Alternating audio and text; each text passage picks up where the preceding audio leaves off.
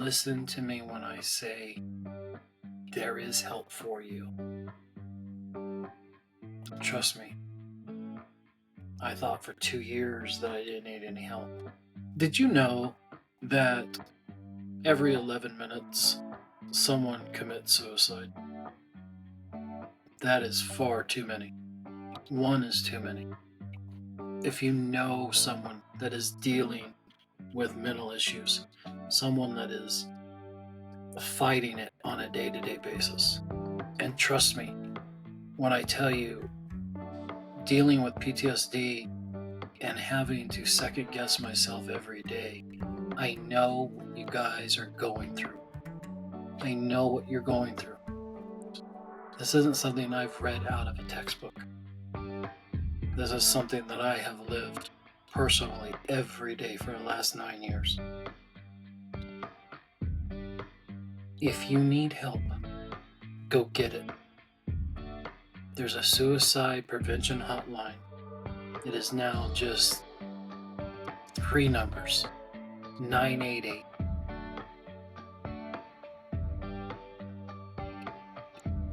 This episode, I sit down and I talk with a gentleman named Brad Bonar. Bonar, B-O-N-A-R. And what he does with his organization, 1 Degree of Separation, they go around and they talk about mental health. So these subjects are going to come up. So I just wanted to put this disclaimer out there and say, if you need help, go get it. 988, you're worth fighting for. If you need help, if you want to talk, Bubba's Comedy. Email me, write me. I'm everywhere. I'll listen to you. I hope this episode shares some light. I hope you can relate. If you can't, you know somebody that does.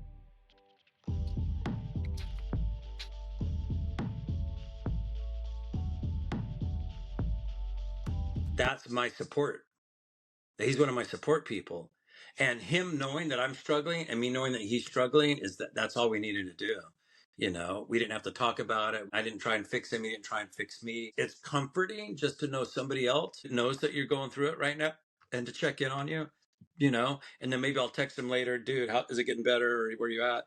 But having those people to check in with, that's more powerful for me than it is for therapy and anything else anymore. Is just having some of those people I could be real with. You know, you need those friends that you could call when you're on the bridge. Like, I'm done. I'm standing here right now.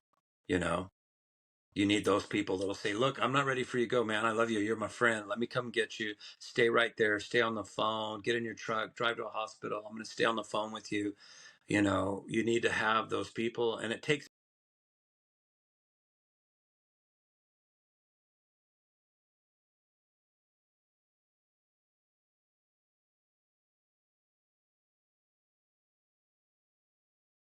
Hey everybody, welcome back to Bubba's Comedy. And today's guest, I have Brad Bonar on, and he started an organization.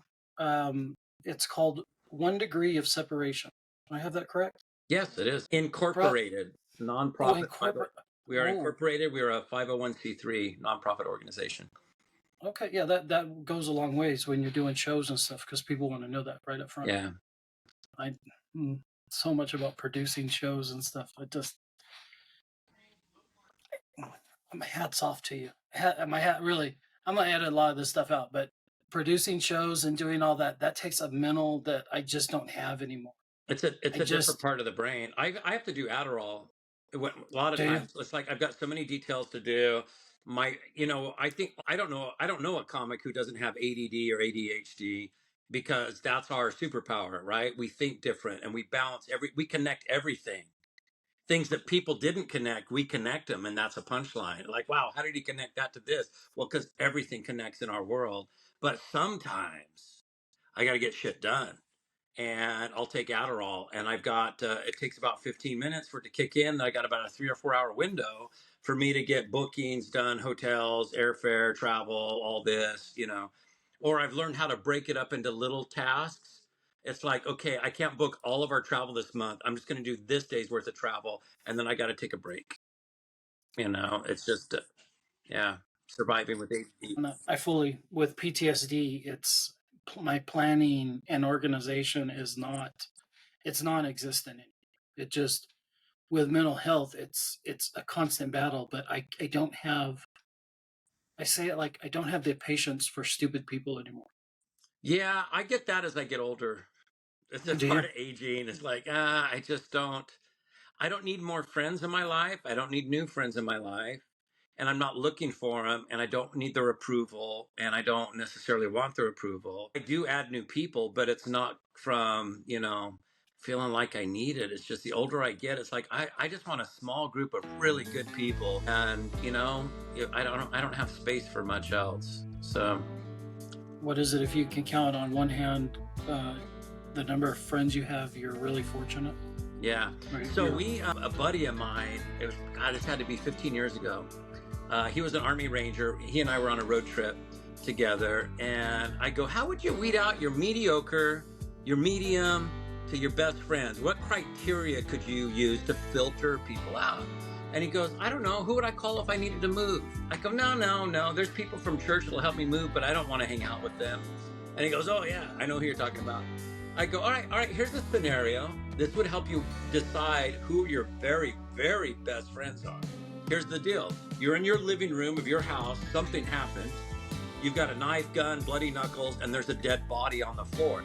Now, who would you call? He goes, oh, wow. He goes, I'd call you because you could get a backhoe. My family has tractors. I go, yeah, you bury them vertical. You don't do horizontal. They can scan it. And he goes, I've got some ranger buddies. He was a ranger. He goes, I've got some ranger buddies I know I could call anytime, anywhere, and they would show up for me. I go, yeah, a dead body. Who's in that club? And I go, that's what you would call it, your dead body club. So I actually had a logo made, and I have lapel pins that we sell and a card. So you literally become a card carrying member. And the logo, it's a dead body with a pool of blood. It has 2 arrows stuck in it because 1 arrow wasn't enough. And then it doesn't say Dead Body Club in here. And the pin looks classy. It's like a Secret Service kind of lapel pin. And until you look at it and realize it's a dead body. And it doesn't say Dead Body Club on it. It just has the letters DBC. And then there's this scrolling around the outside of the pin. And the scrolling says, if you don't know what it is, then you're probably not a member. And then they come with a credit card that says, hey, you're one of my closest, dearest friends with my inner circle. I trust you with my life, the life of my family. I know you take secrets to the grave with you for me. And if I ever had a dead body, I know I could call you and you'd show up and you could call me and I'd be there. So welcome to my Dead Body Club. And we sell these at our events, and they just, especially when we do military, like, oh, they get that. They already have a club like that. They just called it something else. But they totally get that. Yeah, having just that small handful people you could count on one hand of really, really close, tight friends that you would trust, with your life and the life of your family. Let me ask you a question. Yeah. How'd you come up with the idea to start this 1 degree of separation? How did you, what function or what, or, you know what, let me back that up. How did you get into comedy? And how did you start that in the first place? How did you, Since I was a kid, when people said, what do you want to be when you grow up? It was always, I want to entertain. I've done magic since I was 9 years old, played the guitar since I was 10, in band since I was 15. And it was just, I think looking back, my depression, I think some people have a chemical imbalance. It's not from trauma. It's not from childhood trauma. It's some people's brains don't produce enough serotonin. They don't produce enough endorphins and dopamine. And so you find ways to self-medicate, and which may be alcohol and drugs. But when I was a kid, it was getting people to laugh, tricking them with magic is just, ha ha, tricked you, and that would give me, I think that gave me my serotonin. The only time I'd pay attention to my teachers, really concentrate, was to think of something funny to say. Because if one kid snorted, if one kid went, that was, man, that was, I get the whole class to laugh. You could send me to the office and beat my ass. I got dopamines going and you're not going to hurt me. And so I think my whole life it's been that. But everybody, every single person said, oh, you can't do that for a living. Do it as a hobby, do it as something else. You can't have a family, you'll never own a house, you'll never. And I found this niche doing corporate events. I'd already played guitar and sang for stuff, but I started doing close up magic, and I started doing kids' parties. And then I found out adults are way easier to fool than children are, for real. And then I started doing more and more corporate things. And then I started doing stand up comedy. And I thought, I want to be able to do both. I want to be able to look at a room and read it and go, this is going to be this, because, sometimes, especially a corporate thing, this is not going to be an easy comedy gig. And so at that point, I can switch and go, hey, let's bring Bob up on stage and let's do a card. And oh, look, they got Bob up there. And it just changes the dynamic. And so it gives me just this multitude of tools to be able to do stand up or magic if I want to. And I do a lot more comedy than magic. And so I was in my early 30s, and I think with men, your early 30s is when you really assess what you're doing and wonder, is can I do this the rest of my life? Like up until your 30s, you're busting ass. You'll take any job, anywhere, any place. You're going to work. You're building your kingdom, your castle. And there's something in your early 30s with men. It's like you really stop and look at, do I want to do this for the next 20 years, 30 years? And and part of me was like, I don't want to be an old man and wonder if I could have made a living doing something I love to do. And I sold a business. I had a profitable business. I owned a franchise, and I sold it to do entertainment full time. And that was about 30 years ago. And you know what? I've done some side hustles and stuff, but comedy and entertainment and magic have been my livelihood for the last, pretty much 30 years. And it's taken me all over the world and different places. And there's times when I've been broke as shit. And this month we launched. This month's been absolutely crazy, September, with what we've done with our 1 Degree show. And now I have something that's my passion. And I'll always love doing regular comedy gigs, making drunk people in a bar laugh. It's fun and it has a place. But I'll tell you what we do now is so different. And I really don't care about regular comedy as much. I'll still do it. I'll always do them. But if I'm going to spend time marketing myself, it's not going to be for it's going to be for our 1 Degree show, because it changes the lives of the comedians. It changes the lives of the audience. It's changed my life. And we've had over 80 different comedians do our show with us. And this last week we had Eric Knowles, Veterans of Comedy tour. We had Keisha Hunt, who's so hilarious, and then Michael Sanchez, and they were all in the Houston area. We use local comics when we travel, so we did a show in Houston a week ago, and then we did two shows on Thursday, Friday this last week in at Fort Cavazos, used to be Fort Hood, and to see them change from show to show to show. Eric, we used to have a dinner together as a team. And our dinner before our very first show together, Eric goes, I've never talked about this before. I go, you've never talked about your mental health? He goes, I've never talked about my depression, not to my wife, not to a therapist. He's a Marine veteran. He goes, I've never spoken of it. And I go, oh, this is going to pound you, man. This is going to have an impact on your life. It's going to change your relationship with your wife. It's going to change your relationship with yourself. You're going to learn. You're going to have so much introspective time.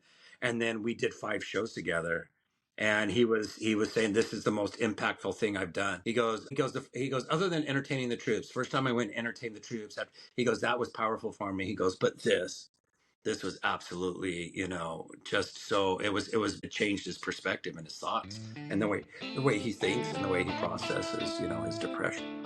So, I've known Eric Knowles for about 12 years. oh yeah, he's a good guy. I love how he takes his military. He didn't take it full board. Like, he was straight out. He was the goofball. He carried that class clown into the military. Yeah. Like, What is it? The nobody Article was gonna 15? change him. Nobody was gonna. So I love his comedy about that. Like, Yeah, everybody comes out different or goes in different, but he seemed like he just carried that sense of humor throughout his service. Like, Yeah. he wasn't gonna change for anybody. Like, yeah, I can see that.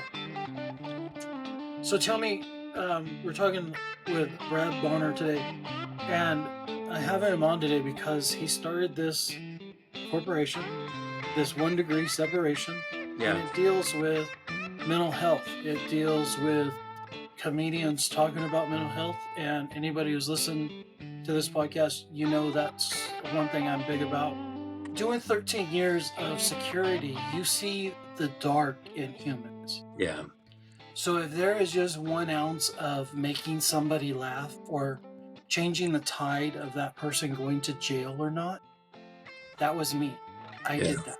I always, I was never these cops nowadays that have a hard on or want to do it for the adrenaline rush and not doing it for the service of the people is where we have a problem. Yeah. When you're in that zone and you're dealing with people, you become high on your own adrenaline, high Yeah. on your own drug of your own. You're high on your own supply. So I was always trying to make that person laugh, break that tension, break. It didn't want to have a bar fight. How about we have a drink instead of a bar fight? Like, you And know what I mean? laughter gets them out of it, man. Laughter changes your brain chemistry. It literally changes it. It's scientifically proven that it changes your brain chemistry.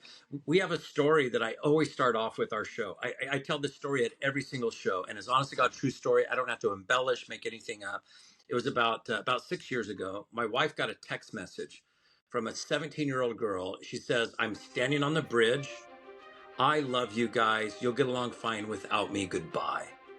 And my wife panics. We lived 15 minutes away from the Forest Hill Bridge in Northern California. It's the third most frequented suicide bridge in the entire country. Forest Hill Bridge was 15 minutes away, and we get this text. My wife says, "You talk to her." 80% of comedians struggle with depression, and the other 20% probably aren't funny. But 80% struggle. And so we get this text. She goes, "You talk to her." I get her on the phone. I go, "I know you don't want to die. You want this pain to stop." I go, "Where are you at right now?" She goes, "I parked my car, and right now I'm standing on the middle of the bridge." And I said, "What bridge are you at?" And she says, "Fair Oaks." And I was like, "You mean like Watt Avenue, Fair Oaks?" She goes, "Yeah." And I said, "That's a shitty bridge to jump off of. It's like 40 feet high. You're going to sprain your ankle if you don't land right." And she starts laughing and she goes, "Well, there's hypothermia." I go, "No, this is California. It's not hypothermia cold. It's uncomfortable this time of year, but you're not going to get hypothermia." And she starts laughing more. And I go, "Why don't you come hang out with us? We're doing karaoke tonight at the winery." And she goes, "Okay, fine." I go, "What are you doing?" She goes, "I'm walking back to my car. I'll see you in 20 minutes. And honest to God, she showed up in 20 minutes, and that girl slept on our couch that night and hung out with us. And the truth is, as soon as I heard her laugh, I know we're good. As soon as I heard her laugh, I knew, okay, I got her. I got her. We're going to be okay. I knew I changed her. I doped her up and got her out of that place and got her into another place by making her laugh. And when you can laugh at something dark and tragic, man, it gives you power over it, you know? I've had some dark, tragic things happen, and where some things are so tragic that you can't choke up, you can't find it. And then one day you find a joke about this dark thing and you laugh and you go, "Wow, okay. All right, it's less than it was before that." It gave me power over it. So They scare me when they don't laugh. mm, When you can't laugh, that's when I have an issue. That's when I'm like, the elevator isn't going all the way to the top. yeah. Like when you have to be a Karen about every joke, and you can't even give like a little side hustle, like a little golf clap to that one. Like, ooh, I can't touch you on that one. Like, you know what I mean? They don't get the dark humor. They don't get the darkness. My wife's getting better. It's been hard for her to be, a wife, any woman, to be married to a comedian. It's got to be hard because we're ADD. We're everywhere. We live such a weird life. We go work for an hour, right? And then we have 23 hours off before we got to work again for an hour. Or maybe we have a week off with nothing to do. And it's just such an unusual lifestyle. And I try to get my wife used to the dark comedy, but sometimes she's just like, no. Like we do trade shows all the time, mental health trade shows, and we'll have a table set up and we're giving away stuff about our show, and we give it to schools and military and first responders. And every time we go to these trade shows, somebody has one of those wheels you spin, right, to win a prize.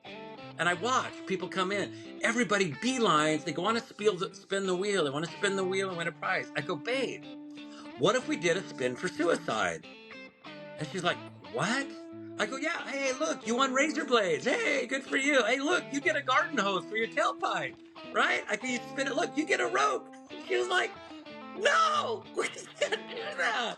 And I was laughing so hard, I started making notes, and I've got a list now of a spin for suicide wheel. It's like I can never use it anywhere, but just to laugh at it, and be able to share that with people, it helps when you could take these dark things and, hey, my wife and I, we do this full time.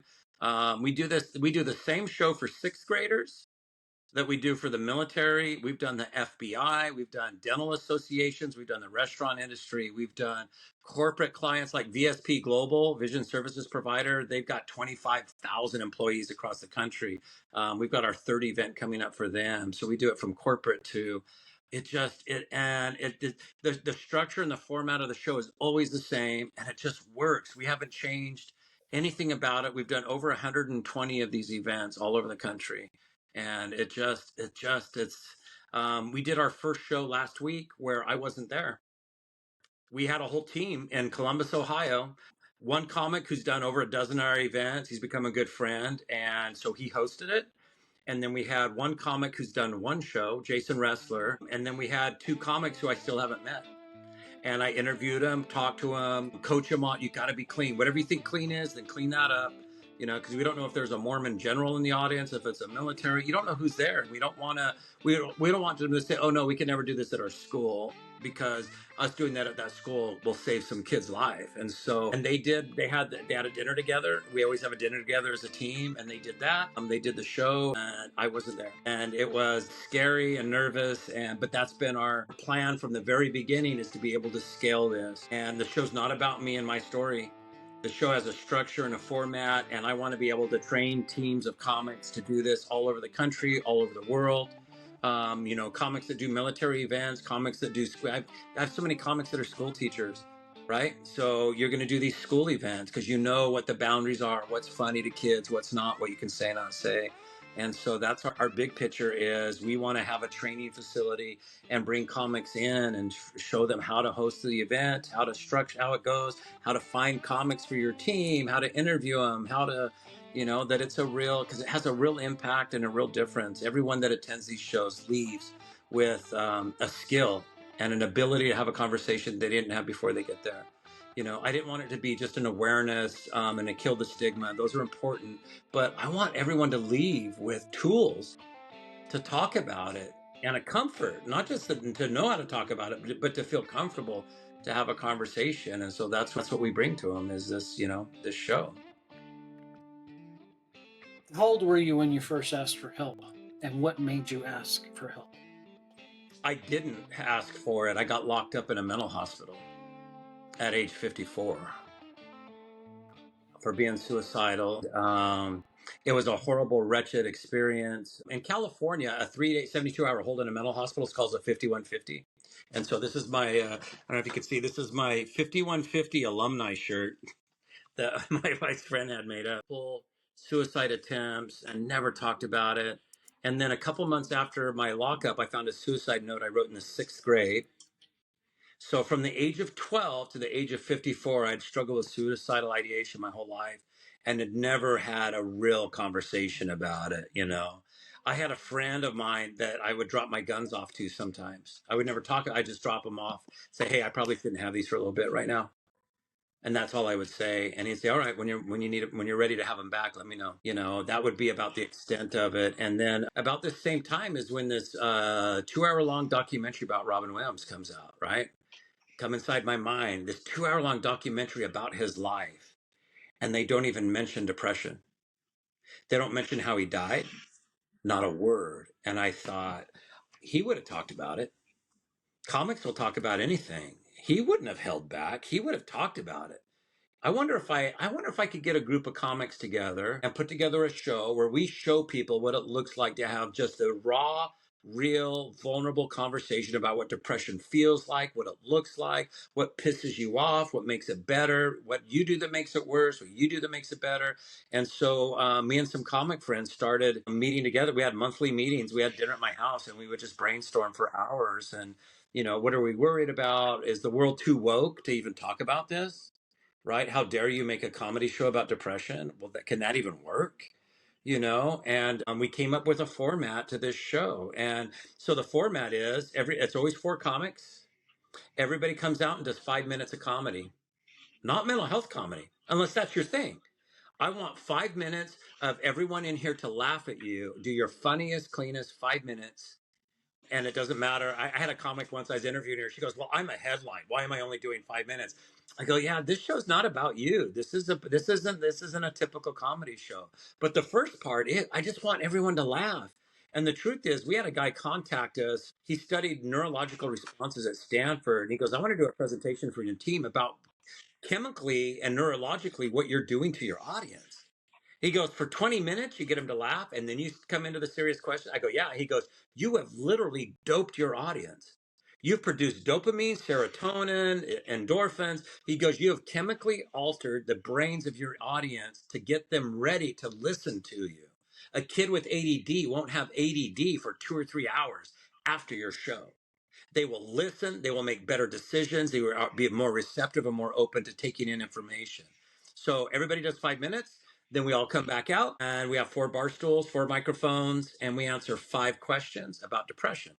Those questions get passed out to the audience. All of you get a copy of these, whether it's sixth graders or military. We want everybody to have a copy of these 5 questions. They're on a little business card. These are your tools to have your own conversations with someone you love. The show's called 1 Degree of Separation because if you don't struggle with depression, you know somebody. We're all connected to it.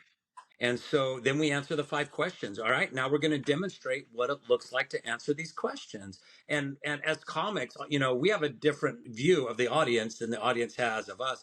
And what we see is the entire show is the audience nodding their head going, "Yeah, yeah."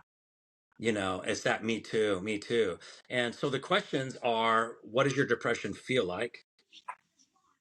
Not your feelings, emotions, but physically what happens to you with your depression. What does it feel like? What do others do that makes it worse? What do others do that makes it better? What do you do that makes it worse? And then the last one is, what do you do that makes it better? And those questions cover everything. I'm always critical of how could we make the show better? What could we add? What could we take away? And it's like, no, there's nothing that doesn't get discussed in those 5 questions. They really cover, and they're non-confrontational. They're easy to ask. They're easy to answer. And they're just a way for people to sit down and start that conversation to talk about their depression. And it's life-changing. We did a show in Reno, Nevada it was a tri-regional Rotary conference. So it's 1,000 Rotarians. And we did our presentation in the afternoon, like at 3 or so. And then that night they had a dinner banquet. And this guy walks into this banquet facility, and it was a fancy. I had my fancy kilt that I was wearing, and this guy was from Scotland, was wearing his kilt. And he walks in and he goes, "You changed my life today." And I'm always kind of like, come on. And then he says, "I called my daughter. I've never known how to talk to my daughter. And I called her today." And then he just starts sobbing and grabs me and won't let go, just sobbing. And it really did. It changed his life. It changed his relationship with his daughter. It changed his daughter. It changed him. And it was just having these tools and these questions to be able to have those conversations and open up. Your 5150 shirt. I used to do security for a hospital. So Yeah. my job description was to watch the 5150 patients. I got one night, it was September 12th, right after 9/11 had happened. And these two brothers are in this hospital room. And I'm already feeling irritated because they're talking about sending doctors to New York. It's that bad. Like we're in it. And security's going with doctors. Like they don't know what they're doing, but there has been a call for everybody, all hands on deck, all day. So I'm already not happy because I don't want to go see that. I'm only 23 or 21 at the time. I'm not mentally prepared for that. And I get called in, and there's two brothers on a 5150 hole. And I have to sit here with them for another 8 hours until somebody comes and picks them up. Were you in California? Yeah. Yeah. I always thought 5150 was a universal, but it's just a California thing. Yeah. That everybody knows about, but yeah. The doctor told me, he goes, "You're going to be sitting with these brothers One is homicidal and one is suicidal. And I just calmly looked at the doctor. I looked at the two guys and I'm like, wait a minute. Why don't you just kill him and we can be out of here? Are you serious right now? And they This both, is more the like a solution than a problem. yeah, I had the doctor kind of looked at me like puzzled because he was like, wait, what? Wait, you can't prescribe that. You can't say that out loud. Like, and the two brothers were like, wait a minute.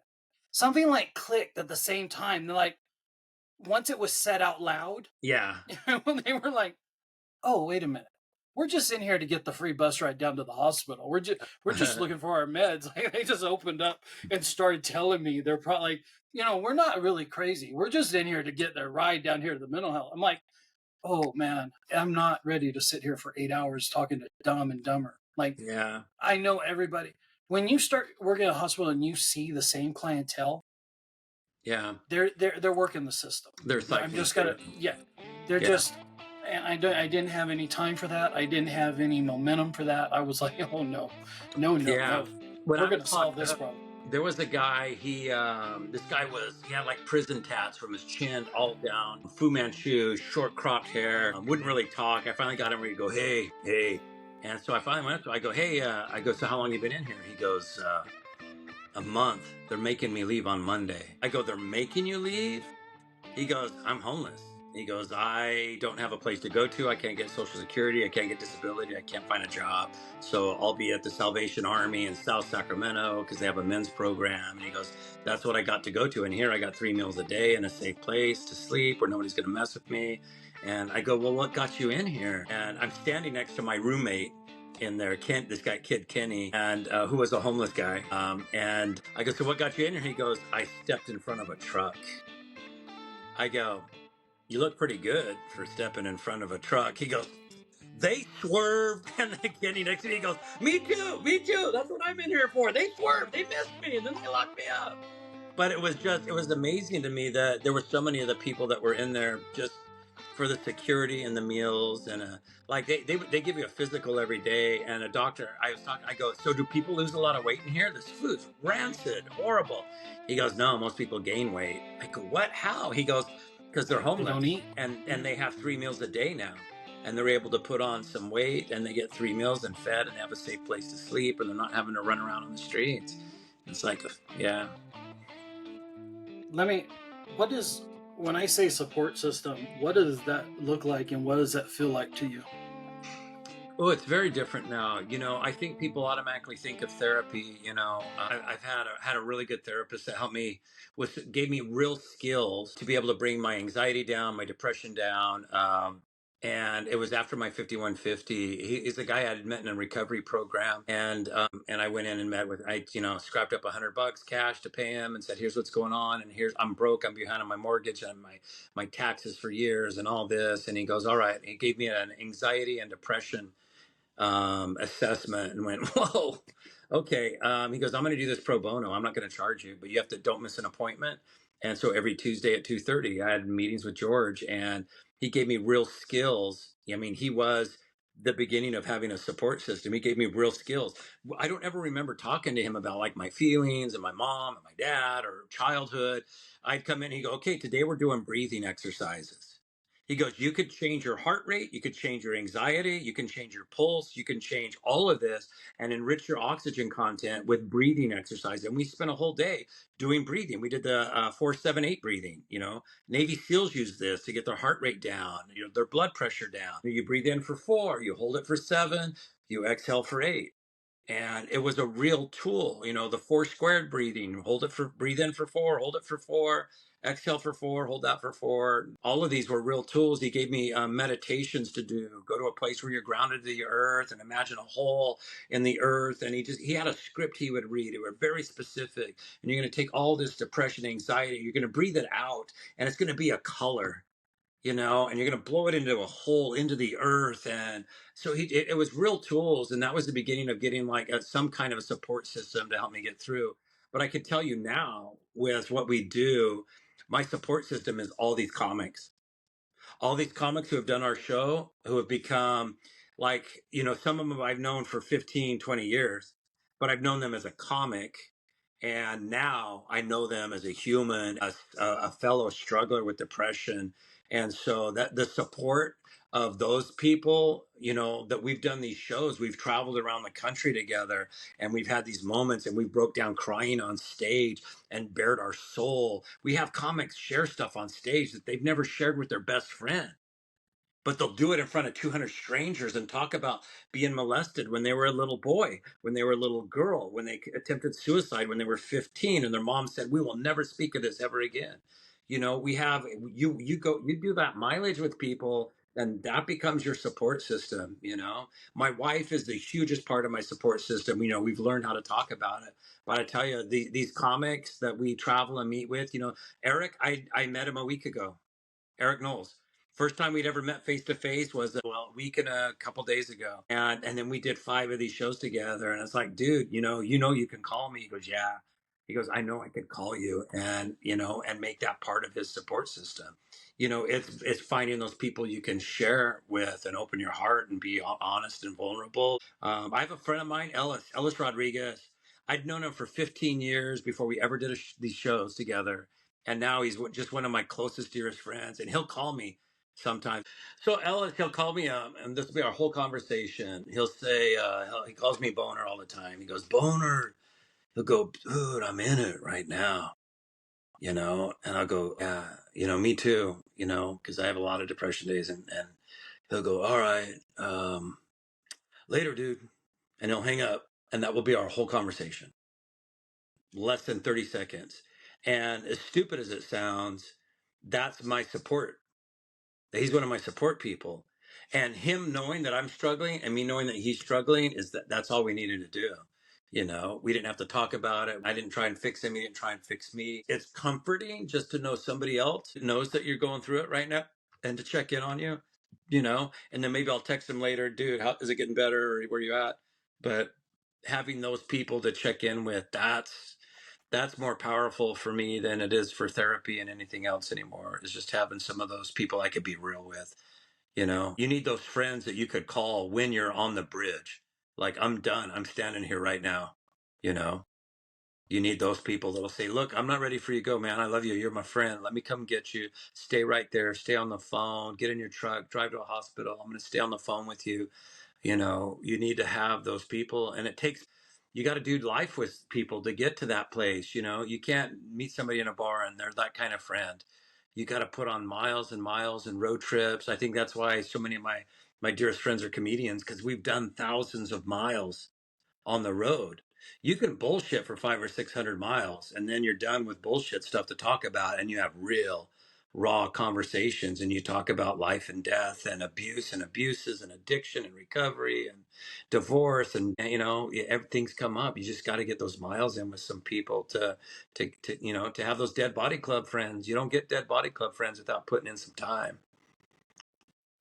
Have you seen changes over the years where men more talk about mental health than what they did 20, 30 years ago? I think it's the one good thing from COVID is that people who didn't have mental health issues got them during COVID, and people that had mental health issues got them worse during COVID. And the one side effect of that time is that people are much more cognizant of mental health. They look at it much more as a real thing, because they might have walked through it now where they just thought it was, you're being a pussy before. Even in the military, there was such a fear that I'll lose my top secret clearance, I'll lose my status, I'll lose my job position, they're going to take my weapon from me, they're going to, and they're really steering away from that and figuring out that, yeah, we need to get real help for people and not have these consequences. We worked with a group in Sacramento. He started a nonprofit just to get mental health services for first responders that was not connected to their employer. Right? You're a Sac County sheriff or whatever, and you go in and you're going to get a mark on your record. He's struggling. He's having suicidal thoughts.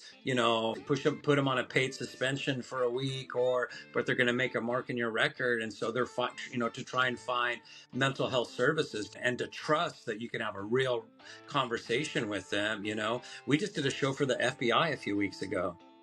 and all first responders, all law enforcement have higher suicide rates than normal people. And so we've done this for the prison industry. We've done suicide prevention training for the prison industry, the FBI, military. Now we've been all over the country. We're going to Japan in November for the Air Force, and I think we might also get on Yokosuka, the naval base there, while we're out there. It's just, it is people. They're all accepting that. Yeah, we need to quit sweeping it under the rug, and telling these men just to suck it up, be a man. Real men don't get depression. It's like that doesn't work. I think with social media and the evolve of, we can't just stick things in the closet anymore. Yeah. I think that's I think social media has its plus sides and minuses. And that was a big one. Like, you can literally see people's mood swings over their timeline. Yeah. And you're like, hey, you okay? You know what I mean? Like, it was easier to open that door and to have those conversations at that point. Yeah.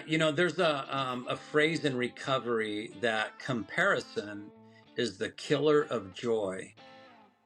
Yeah. And there's nothing better than social media for you to compare your life to everybody else's. And it's a fake picture and it's a facade. And as a grown up, it's like, I know that couple's not really that happy. They hate each other, but they sure look good on Facebook. But I know otherwise. She's a bitch and he's, but as Because a you're just kid, seeing the highlights. You're but just kids seeing don't the know highlights. that. Kids just go, oh, wow, look how great their life is. And look at their beautiful home and their vacation in the Bahamas and and yeah. So if you want to compare yourself and kill any joy you might have, if you want to kill your gratitude and appreciation, just go on social media and compare yourself to others.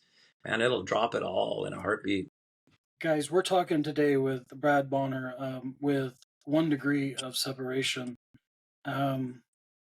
He does a comedy show about mental health, and I gotta give my hat off to you. I'm staring at a picture of Robin Williams right here, a movie theater, because he was my hero. And it's Patch Adams with the clown nose, The nose, and it says laughter is contagious. It is. And I stare at this, and you don't speak it with him about him. You didn't see the highlights all the time. No. You know what I mean? But then now that's the only celebrity death that I've ever cared about.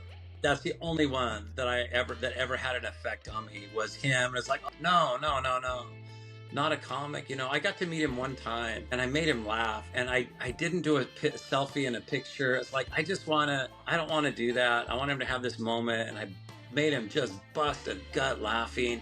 And then he went off, and I was like, I just want to keep that moment. And I kind of regret that I don't have the picture with me and him, but he was just genuine. When you read about his life and his story, and even the documentary where they don't mention his depression, there's so many clues and things he said to his son and his family, and he always felt like if he wasn't on all the time that he was failing people, right? Everywhere he went, he has to be on or he's failing people. But then live in that where you're stuck and you have to be on, and you don't know when the last time you had a real moment. And everybody knows who you are. Yeah. That would go for any one of those up there from Richard Pryor, Cheech and Chong, Steve Martin to Carlin, Don Rickles. It's just to Chappelle and Bill Burr, and it's in all of us that are comedians that we're for the next 45 minutes, you're going to be my therapy session. And we would just get it out, and that's why Richard Pryor and all of these guys were so good at it. Yeah. Because they could, especially Richard Pryor, where he just took the real out of life, of his own life, and was like, this is it, have at it. But Robin Williams was more of a time stamp, where he took everything that was in the news and everything, and he just was popping just left and right, and just his Broadway, Robin Williams on Broadway, best thing I've ever seen, one of my favorite.